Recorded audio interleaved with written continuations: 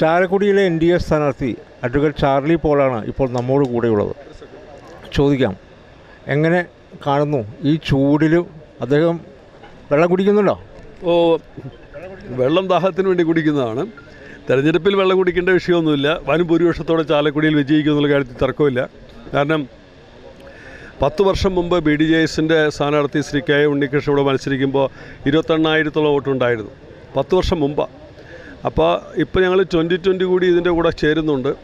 ഇന്നിപ്പോൾ BJPയുടെ NDA മുന്നണിയുടെ അല്ലെങ്കിൽ BDJSും BJPയും കൂടി ചേരുമ്പോൾ 28,000 എന്നുള്ളതൊരു 35,000 ആയിട്ട് അവരുടെ വോട്ട് വർദ്ധിച്ചിട്ടുണ്ടാവും. കാരണം ഞാൻ പിന്നെ 7,000 കൂട്ടി പറയും, 28ൻ്റെ കൂടെ 7,000 കൂടെ വർദ്ധിച്ചു എന്ന് പറയുമ്പോൾ 35,000 വോട്ട് ഓൾറെഡി ഇവിടെ BJP NDA മുന്നണിക്കുണ്ട്. ഞാൻ ചാലക്കുടിയിൽ മത്സരിക്കുമ്പോൾ 1,06,000-ഓളം വോട്ട് എനിക്ക് തനിച്ചുണ്ടായിരുന്നു 2020 മാത്രമായിട്ട് നിൽക്കുമ്പോൾ. ചാലക്കുടി നിയോജകമണ്ഡലത്തിൽ 10,600 വോട്ട് ഈ നിയോജകമണ്ഡലത്തിൽ മാത്രം ഉണ്ടായിരുന്നു. ഇപ്പോൾ ഞങ്ങളന്ന് മത്സരിക്കുമ്പോൾ ഞങ്ങൾക്ക് ഭാരവാഹികളൊന്നുമില്ല. ഇപ്പോൾ 5 പഞ്ചായത്ത് ഞങ്ങൾ പൂർണ്ണമായിട്ട് എല്ലാ സീറ്റിലും മത്സരിച്ചതാണ്. ഇപ്പോൾ ഞങ്ങൾക്കൊരു 20,000 വോട്ടുണ്ട്. അപ്പം ഞങ്ങളെ സംബന്ധിച്ച് ഞങ്ങളുടെ 20,000 വോട്ടും BDJS BJP ഉൾപ്പെടെ NDA മുന്നണിയുടെ 35,000 കൂടെ കൂട്ടുമ്പോൾ ഏതാണ്ട് 55,000 വോട്ടിൻ്റെ ഒരു ബേസ് വോട്ട് ചാലക്കുടിയിലുണ്ട്. അതിൻ്റെ കൂട്ടത്തിൽ ഒരു മോഡി ഫാക്ടർ കൂടി ചേരുമ്പോൾ നമുക്ക് ഈസി ആയിട്ട് ചാലക്കുടിയിൽ ഒരു വിജയം കൈവരിക്കാൻ സാധിക്കുമെന്നുള്ള കാര്യത്തിൽ തർക്കമില്ല. ആ തരത്തിലാണ് മുന്നോട്ട് പോകുന്നത്. ഒപ്പം തന്നെ ഈ 2020 ഒരു 15,20,000 മെമ്പർഷിപ്പുണ്ട്. ഓൺലൈൻ വഴി ആളുകൾ ചേർന്നിട്ടുള്ള മെമ്പർഷിപ്പാണ്. അപ്പോൾ അത്രയും മെമ്പർഷിപ്പൊക്കെ കോൺഗ്രസ് പാർട്ടിക്ക് മാത്രമേ ഉള്ളൂ. ഈ 15,20,000-ഓളം 20,000 എന്ന് പറയുന്നത് ചാലക്കുടിയിലല്ല, ഓൾ കേരള അടിസ്ഥാനത്തിൽ എടുത്തിട്ടുള്ള മെമ്പർഷിപ്പാണ്. അവരെല്ലാം പ്രവർത്തകരുമല്ല, പക്ഷേ അവരൊരു ഇതെടുത്ത് വച്ചിരിക്കുന്നു. അവരെ നമ്മുടെ അനുഭാവികളായി കൂട്ടാം. ആ അനുഭാവികളും തിരഞ്ഞെടുപ്പ് വരുമ്പോൾ 2020 സ്ഥാനാർത്ഥി എവിടെയുണ്ടോ അവർക്ക് വോട്ട് ചെയ്യുന്നവരാണ്.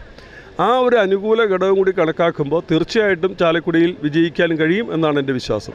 അങ്ങനെ കുറേ അംഗങ്ങളും കുറേ ഫിക്സഡ് മെമ്പർമാരും അതെല്ലാം വോട്ട് ആയി മാറണമെങ്കിൽ ഇത് കേരളമാണ്, രാഷ്ട്രീയ കാലാവസ്ഥ മാറിയതുണ്ട്.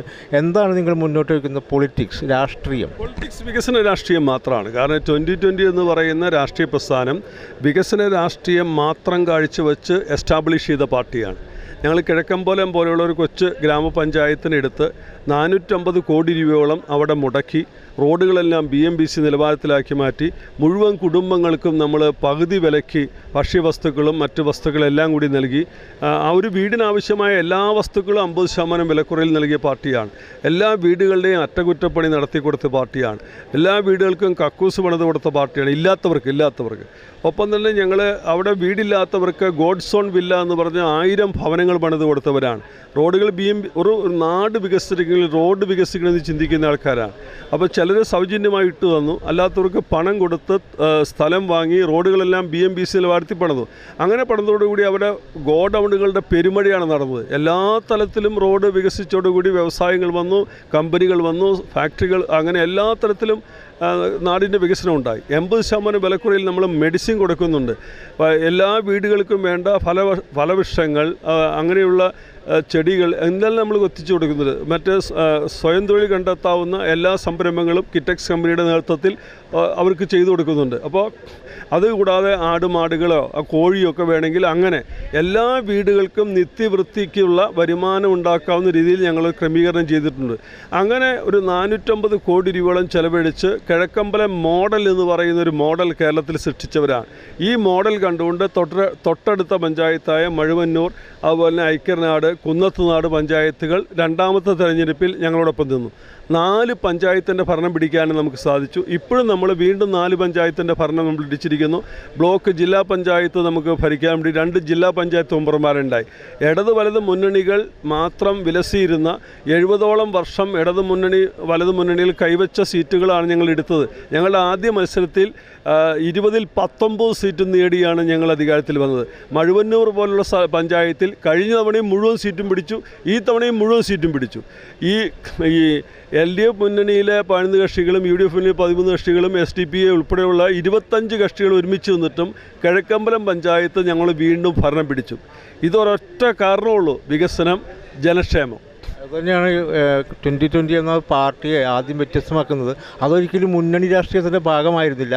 ഈ പറഞ്ഞ കിഴക്കമ്പലമായാലും മഴുവന്നൂരായാലും ഇവിടെയൊക്കെ ഒറ്റയ്ക്ക് നിന്ന് രാഷ്ട്രീയമായി ഫൈറ്റ് ചെയ്ത് നേടിയെടുത്തതാണ്. പക്ഷേ ഇപ്പോൾ ഒരു മുന്നണി രാഷ്ട്രീയത്തിൻ്റെ ഭാഗമായിട്ടാണ് ചാലക്കുടി മത്സരിക്കുന്നത്. ഈ ചാലക്കുടിയിൽ ഇറങ്ങി കിടന്നപ്പോൾ എന്തൊക്കെയാണ് കണ്ടത്? ജനങ്ങൾക്ക് എന്താണ് പറയാനുള്ളത്? ഞങ്ങളൊരു പശ്ചാത്തലം ഞാൻ പറയാം. കഴിഞ്ഞ പഞ്ചായത്ത് തെരഞ്ഞെടുപ്പിൽ ഞാൻ പറഞ്ഞില്ലേ, 25 പാർട്ടികൾ ഒരുമിച്ച് നിന്നു, ഞങ്ങൾ തനിച്ച് നിൽക്കുന്നു. ഇവിടെ കോൺഗ്രസും കമ്മ്യൂണിസ്റ്റുകാരെ ഒന്നിച്ച് നിൽക്കുകയാണെങ്കിൽ പിന്നെ മത്സരിക്കുമ്പോൾ നമ്മളൊരു ആത്മഹത്യാപരമായിരിക്കും. അങ്ങനെ ആത്മഹത്യാപരമായൊരു നിലപാട് കഴിഞ്ഞ പഞ്ചായത്ത് തെരഞ്ഞെടുപ്പ് ഉണ്ടാകുമ്പോൾ നമുക്കൊരു അതിജീവനത്തിൻ്റെ മാർഗം തേടേണ്ടിയിരിക്കുന്നു. ഒരു രാഷ്ട്രീയ പിന്തുണ കൂടി സഹകരണം കൂടി ഇല്ലെങ്കിൽ നമുക്ക് ഏറെക്കാലം മുന്നോട്ട് പോകാൻ പറ്റില്ല. അങ്ങനെ നമ്മൾ നോക്കുമ്പോൾ ഇന്ത്യയിൽ വികസനം കൊണ്ടുവന്ന NDA മുന്നണിയായി ബഹുമാനപ്പെട്ട നരേന്ദ്രമോദി നേതൃത്വത്തിൽ കഴിഞ്ഞ 10-12 വർഷക്കാലമായി ഇന്ത്യയിൽ നടക്കുന്നൊരു വികസന വിപ്ലവമുണ്ട്. അപ്പം ഞങ്ങളുടെ സ്വപ്നം കിഴക്കമ്പലം പഞ്ചായത്ത് കുന്നത്തുനാടാണ്. ഈ വികസന സങ്കല്പം കേരളം മുഴുവൻ എത്തിക്കണമെങ്കിൽ ഞങ്ങൾ ഏതെങ്കിലും മുന്നണിയുടെ ഭാഗമായി തീരൂ.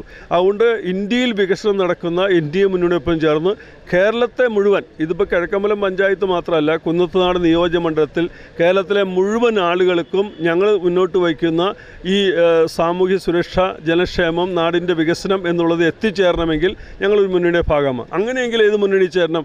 NDA മുന്നണിയാണെന്നുള്ളത്. അങ്ങനെയാണ് ആ വികസന രാഷ്ട്രീയത്തിൽ നമ്മൾ വരുന്നത്. ഇപ്പോൾ ചാലക്കുടിയിലെ ജനങ്ങൾ അത് ഏറ്റെടുത്ത് കഴിഞ്ഞു. ഈ ദിവസങ്ങളിൽ നടന്ന പഞ്ചായത്ത് കൺവെൻഷനിലൊക്കെ അഭൂതപൂർവമായ ജനങ്ങളാണ്. ഇന്നലെ ഞങ്ങളുടെ തെരഞ്ഞെടുപ്പ് കൺവെൻഷനായിരുന്നു. ഇവിടെ റോഡ് ഷോ നടത്തി, കൊടകരയിൽ ഞങ്ങൾ റോഡ് ഷോ നടത്തി. അപ്പോൾ 100 കണക്കിന് ആളുകളാണ് ഈ വികസന രാഷ്ട്രീയത്തോടൊപ്പം ചേരുകയും ചിന്തിക്കുകയും സ്ഥാനാർത്ഥിയെ വിജയിപ്പിക്കാനുള്ള പോരാട്ടത്തിൽ ഏർപ്പെടുകയും ചെയ്തുകൊണ്ട് മുന്നോട്ട് പോകുന്നത്. ചാലക്കുടിക്ക് എന്തെങ്കിലും പ്രത്യേക പ്ലാനുണ്ടോ? ചാലക്കുടിയെ സംബന്ധിച്ച് ഞാനിപ്പോൾ 2 ആഴ്ചയായി ചാലക്കുടിയിലുണ്ട്. ഇവിടുത്തെ ഏറ്റവും വലിയ വിഷയം അതിരപ്പള്ളി, പരിയാരം, കോടശ്ശേരി പോലുള്ള പഞ്ചായത്തുകളിൽ വന്യമൃഗങ്ങൾ ഇറങ്ങുകയാണ്. ആന മാത്രമല്ല, പുലി, അതുപോലെ തന്നെ മലയണ്ണാൻ ഉൾപ്പെടെ ഒരുപാട് വന്യജീവികൾ നാട്ടിലിറങ്ങി ജീവനും സ്വത്തിനും അപകടം സൃഷ്ടിക്കുക.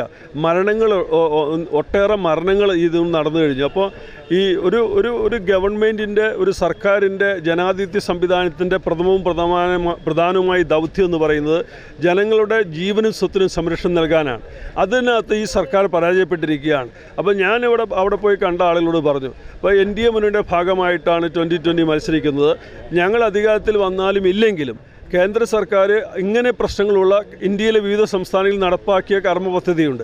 ആ കർമ്മപദ്ധതികൾ വച്ചുകൊണ്ട് തന്നെ ഈ പ്രദേശങ്ങളെ വന്യജീവിയിൽ നിന്ന് വന്യജീവി അക്രമങ്ങളിൽ നിന്ന് രക്ഷിക്കാൻ കഴിയുന്ന ഒരു പദ്ധതി ഇംപ്ലിമെൻ്റ് ചെയ്ത് കേന്ദ്ര സർക്കാരിൻ്റെ ഫണ്ടോടുകൂടി നമ്മൾ നടപ്പിലാക്കും. രണ്ടാമത്തെ കാര്യം, ഇവിടെ മധുര കോഴ്സ്, ലെപ്രസി ഹോസ്പിറ്റലിൻ്റെ ഏരിയ, അതുപോലെ തന്നെ ഗവൺമെൻറ് പ്രസിഡൻ്റ് ഉൾപ്പെടെയുള്ള 242 ഏക്കർ സ്ഥലം ഇവിടെ അനാഥമായി തന്നെ കിടപ്പുണ്ട്. അത് എയിംസ് ഉൾപ്പെടെയുള്ള പദ്ധതിയിൽ കൊണ്ടുവരാനുള്ള ശ്രമങ്ങൾ നമ്മൾ നടത്തേണ്ടിയിരിക്കുന്നു. ഇനി അതല്ലെങ്കിൽ മറ്റേത് പദ്ധതികളാണ് കേന്ദ്ര ഫണ്ട് ഉപയോഗിച്ച് നടപ്പാക്കാൻ പറ്റുമോ അത് ചെയ്യാനുള്ള ശ്രമങ്ങൾ നമ്മൾ നടത്തും. ആ തരത്തിലുള്ള പോരാട്ടങ്ങളുമായി ചാലക്കുടിയുടെ ഒന്നുകൂടിയുണ്ട്. ഒരു ടൂറിസ്റ്റ്